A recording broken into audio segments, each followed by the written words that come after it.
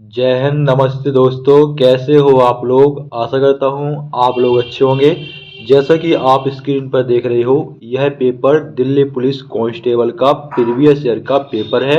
यानी जो आपकी पिछली भर्ती दिल्ली पुलिस कांस्टेबल की निकली हुई थी, तो सभी शिफ्टों का आंसर की है। तो एक एक करके सभी शिफ्ट हम सॉल्व करेंगे, चाहे आपका जीके हो, चाहे आपका रीजनिंग हो, चाहे आपका मैथ हो और चाहे आपका कंप्यूटर हो। आपको पता है कि आपका दिल्ली पुलिस कांस्टेबल का वैकेंसी, उसका एग्जाम डेट, उसका ऑनलाइन डेट डिसाइड हो चुका है।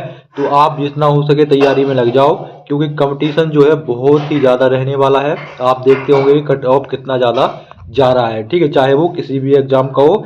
तो जितना हो सके आप अभी से तैयारी में लग जाओगे। जितने भी पुराने पेपर हैं उनको सॉल्व कर लो, और जिनका हाइट 170 से कम है वो आप हेड कांस्टेबल मिनिस्ट्रियल के लिए अप्लाई कर सकते हो। और जिनका हाइट ही बिल्कुल मतलब कम है तो वो दिल्ली पुलिस एमटीएस के लिए अप्लाई कर सकते हो। ठीक है, तो ये सबके लिए है, और सबको चाहे वो किसी भी पोस्ट के लिए अप्लाई करे उसको पेपर जरूर सॉल्व करना चाहिए। तो जो पेपर हम सॉल्व करने वाले हैं उसका एग्जाम 20 नवंबर 2023 को हुआ था, और थर्ड शिफ्ट का ये पेपर है। सब्जेक्ट में आप देख सकते हो constable executive male and female in Delhi police examination 2023। तो चलिए दोस्तों, वीडियो स्टार्ट करते हैं बिना किसी देरी के। और अगर आप चैनल पर नए हो तो सब्सक्राइब कर लीजिए, क्योंकि 2020 में जो वैकेंसी आई थी और 2023 में जो वैकेंसी आई थी, सभी शिफ्टों का आंसर की है। तो सभी शिफ्टों का आंसर की सॉल्व करेंगे। ये रहा आपका पहला प्रश्न। पहला प्रश्न है आपका स्टैटिक जीके से है। कोलायत उत्सव भारत के किस राज्य में मनाया जाता है। तो जो आपका कोलायत उत्सव है यह है आपका राजस्थान में मनाया जाता है। कहाँ पर मनाते हैं? राजस्थान में मनाते हैं। ये प्रश्न बार बार रिपीट होते हैं, चाहे आपका कोई सा भी एग्जाम हो। ठीक है, तो हर एग्जाम में काम आएंगे।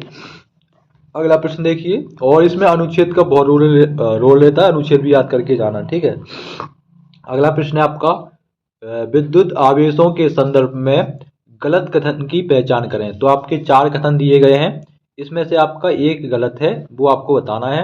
तो ऑप्शन 3 वाला, त्वरित चालक का उपयोग बिजली गिरने की भविष्यवाणी करने के लिए किया जा सकता है। तो यही आपका जो है वो गलत है, ऑप्शन 3 सही हो जाएगा। तो आप देख सकते हो ऐसे प्रश्न आपका दिल्ली पुलिस कांस्टेबल में पूछे जाते हैं। ठीक है, और इसमें 50 नंबर का जीके रहता है, तो जीके का बहुत बड़ा रोल इसमें रहने वाला है। मैथ तो इसमें आपका 15 नंबर की पूछते हैं।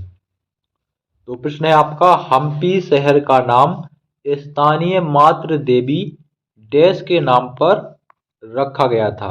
तो किसके नाम पर रखा गया था? तो यह है पंपा देवी, मातृ देवी पंपा देवी के नाम पर रखा गया था। हिस्ट्री से प्रश्न है, ऑप्शन 2 सही हो जाएगा, पंपा देवी। अगला प्रश्न देखिए, अगला प्रश्न आपका इकोनॉमी से है, जिसमें आपका सेबी में ई से क्या तात्पर्य है। मतलब सेबी में जो आपका ई है इसका क्या मतलब होता है। तो इसका मतलब है एक्सचेंज। क्या मतलब होता है? एक्सचेंज। ठीक है, ऑप्शन 1 आपका सही हो जाएगा। अगला प्रश्न देखो अनुच्छेद से है, अनुच्छेद बहुत ही इंपॉर्टेंट है इसमें। प्रश्न है, भारत के संविधान का कौन सा अनुच्छेद भारतीय राष्ट्रपति को एक आदेश द्वारा जीएसटी परिषद का गठन करने का अधिकार देता है। तो वो है अनुच्छेद आपका 279 ए। कौन सा अनुच्छेद है? 279 ए है, ऑप्शन 1 आपका सही हो जाएगा। अगला प्रश्न देखिए, निम्नलिखित में से कौन सी समस्या माइक्रो फाइनेंस की समस्याओं में से एक नहीं है। ठीक है, कौन सी नहीं है? तो ऑप्शन 4 आपका सही हो जाएगा। माइक्रो फाइनेंस के लिए धन का अत्यधिक प्रभाव, ये आपका नहीं है, तो ऑप्शन 4 आपका सही हो जाएगा। बाकी ये सभी हैं। ठीक है, तो ऐसे प्रश्न भी पूछ लेता है कौन सी है कौन सी नहीं है, और आपने ये पढ़ा और ये आगे जाके आपने ये नहीं है नहीं पढ़ा, तो आपका प्रश्न गलत हो जाएगा। ठीक है, तो बड़े ध्यान से भी पढ़ना है। अगला प्रश्न है फिर से आपका स्टडी जीके से बहुत ही इंपॉर्टेंट प्रश्न है, कचिन मानव महोत्सव। ठीक है, एक एसएससी जीडी में, दिल्ली पुलिस में, यूपी पुलिस, सभी में आपका ही आ सकता है, क्यों नॉर्मल है। ठीक है, कचिन मानव महोत्सव निम्नलिखित में से किस देश से संबंधित है? तो कचिन मानव महोत्सव आपका म्यांमार का है। किसका है? म्यांमार, जिसको हम बर्मा भी कहते हैं, पुराना नाम बर्मा है उसका। ठीक है, ऑप्शन 1 आपका सही हो जाएगा। अगला प्रश्न है, भारत के संविधान का अनुच्छेद 32 डैश से संबंधित है? तो यह संवैधानिक उपचारों के अधिकार से संबंधित है और शायद सुप्रीम कोर्ट इसी के तहत रिट जारी करता है अपना। ठीक है, सुप्रीम कोर्ट।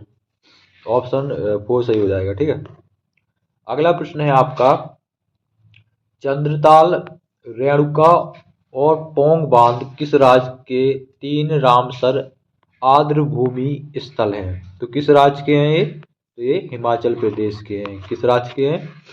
हिमाचल प्रदेश के। अगला प्रश्न है, देखो जनगणना से भी आपके प्रश्न पूछते हैं 2-3 करके। तो प्रश्न है, भारत की जनगणना 2011 के अनुसार कौन सा राज्य प्रति वर्ग किलोमीटर जनसंख्या घनत्व के मामले में दूसरे स्थान पर है? तो वो है आपका पश्चिम बंगाल। कौन सा है? पश्चिम बंगाल है। अगला प्रश्न है, फुटबॉल 2027 एशियाई कप की मेजबानी डैश द्वारा की जाएगी? तो किसके द्वारा? सऊदी अरब के द्वारा की जाएगी। ठीक है, ये प्रश्न इंपोर्टेंट है, अभी भी आ सकता है क्योंकि 2027 की बात हो रही है। ठीक है, इसका स्क्रीनशॉट ले लेना। अगला प्रश्न है, थोड़ा स्पीड में करते हैं तो 50 क्वेश्चन है, काफी टाइम लग जाएगा। प्रश्न है आपका, 1860 के दशक में प्रार्थना समाज की स्थापना कहाँ हुई थी? तो महाराष्ट्र में हुई थी। कई बार ये आपका पूछा गया है। अगला प्रश्न, महिला प्रतिभागियों को औपचारिक रूप से ओलंपिक खेलों में कब शामिल किया गया था? तो आपका 1900 में शामिल किया गया था। कहाँ किया गया था? पेरिस में किया गया था। ऑप्शन 3 सही हो जाएगा। अगला प्रश्न है, पद्म भूषण पुरस्कार से सम्मानित पंडित बिरजू महाराज कथक के निम्नलिखित में से किस घराने के विश्व प्रसिद्ध नर्तक थे? तो यह थे कालका बिंदादीन घराना। कौन सा था? कालका बिंदादीन घराना था इनका। अगला प्रश्न है, भारत की जनगणना 2011 के अनुसार किस राज्य में सबसे अधिक लिंगानुपात दर्ज किया हुआ? तो केरल में है, सबसे कम हरियाणा में है, साक्षरता दर सबसे ज्यादा केरल में है। ठीक है, अगला प्रश्न देखिए। अगला प्रश्न देखो, दूसरा प्रश्न है अनुच्छेद से। तो देखो अनुच्छेद यानी आर्टिकल कितने इंपोर्टेंट है।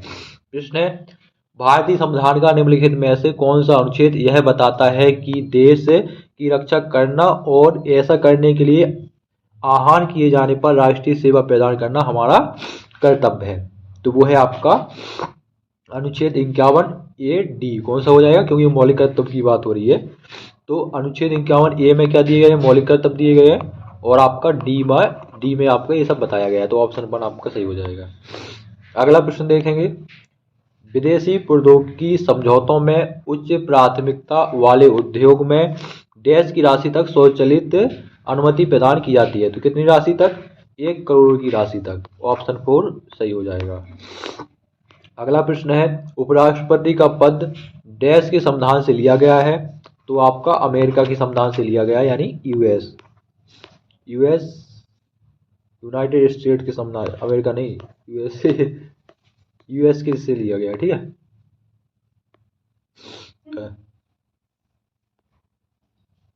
अगला प्रश्न है आपका, 11वां मौलिक कर्तव्य डैश संवैधानिक संशोधन अधिनियम द्वारा भारतीय संविधान में जोड़ा गया था? तो वो है आपका 86वां संविधान संशोधन के थ्रू। ठीक है, ऑप्शन 1 आपका सही हो जाएगा। अगला प्रश्न देखेंगे। अगला प्रश्न है आपका स्टैटिक जीके से ही है, काफी प्रश्न स्टैटिक जीके के पूछे जाते हैं।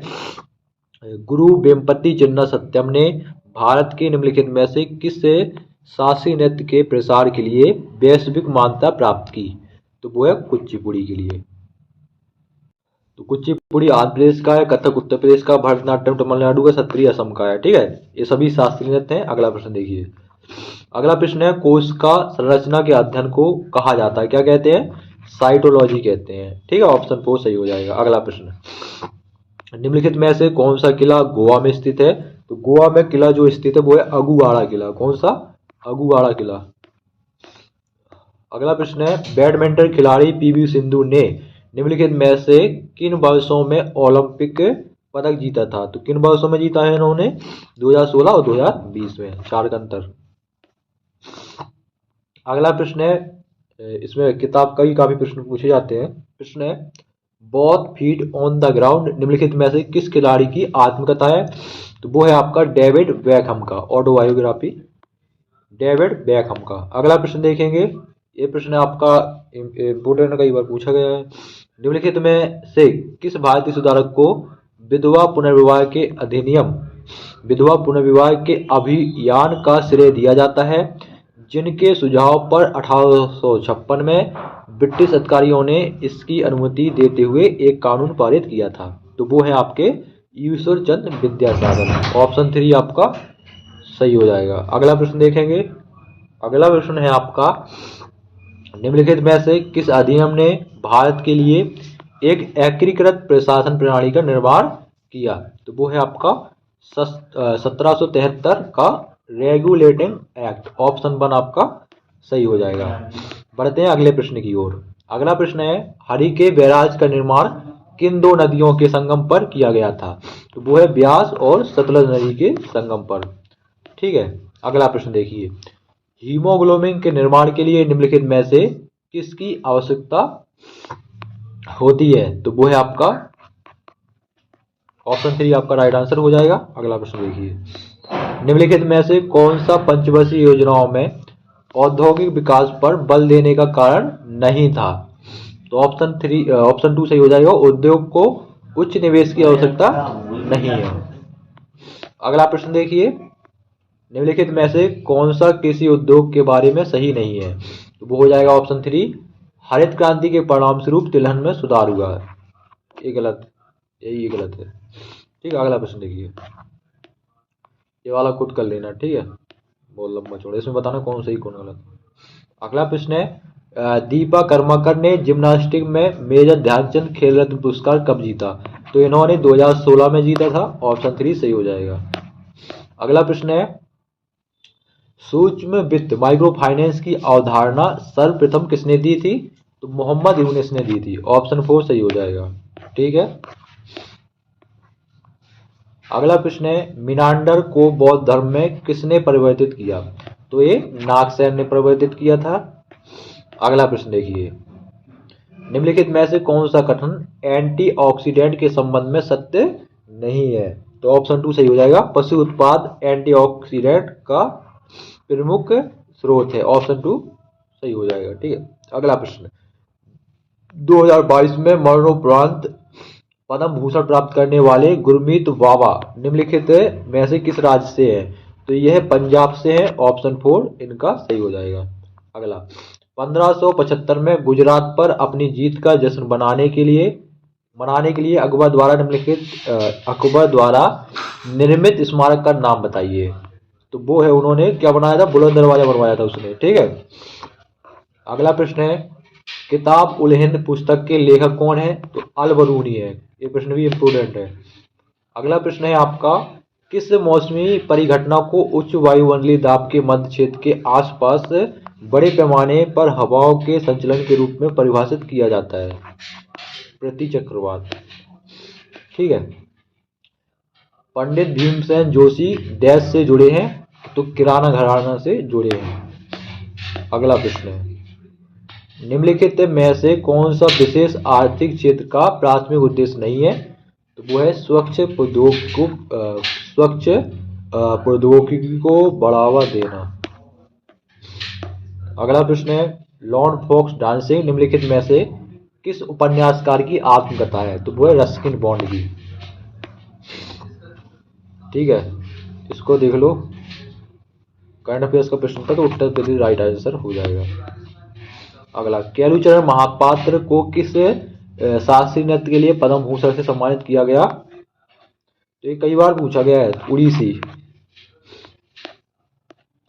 दादा भाई नौरोजी ने ईस्ट इंडिया कंपनी एसोसिएशन की स्थापना कहाँ की थी? तो लंदन में की थी। कहाँ की थी? लंदन में, लंदन। ये प्रश्न कर लेना, करंट अफेयर्स से है। ठीक है, जो आपके मौलिक कर्तव्य हैं, तो इसमें एक ये मौलिक कर्तव्य लिखा है, तो उसमें बताया कि ये जो मौलिक कर्तव्य आपका किस में लिखा है? तो 51A-B में लिखा है। ठीक है, अगला प्रश्न देखिए, फायान ने निम्नलिखित में से किस गुप्त राजा, एक मिनट, अयान ने निम्नलिखित में से किस गुप्त राजा के शासनकाल के दौरान भारत का दौरा किया था? तो वो है चंद्रगुप्त द्वितीय के दौरान। ऑप्शन 4 सही हो जाएगा। ये भी आपका करंट अफेयर्स का प्रश्न है, तो ऑप्शन 3 हो जाएगा दूसरे नंबर पे। अरे 18 दिसंबर, रुक जाओ 2 मिनट।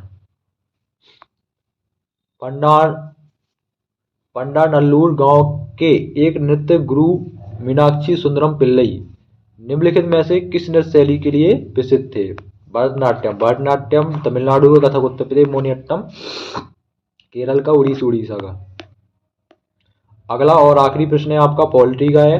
निम्नलिखित में से किस मामले में राज्य विधानमंडल के सदस्य को अपनी सीट खाली करने की आवश्यकता नहीं है? तो ऑप्शन 3 हो जाएगा बिना अनुमति के 1 सप्ताह तक अनुपस्थित रहना। ऑप्शन 3 सही हो जाएगा। तो दोस्तों ये थे आपके दिल्ली पुलिस कांस्टेबल में पूछे गए जीके के 50 प्रश्न। वीडियो कैसा लगा कमेंट बॉक्स में जरूर बताएं। मिलते हैं किसी नेक्स्ट वीडियो में। जय हिंद, जय भारत। वीडियो बात तो है।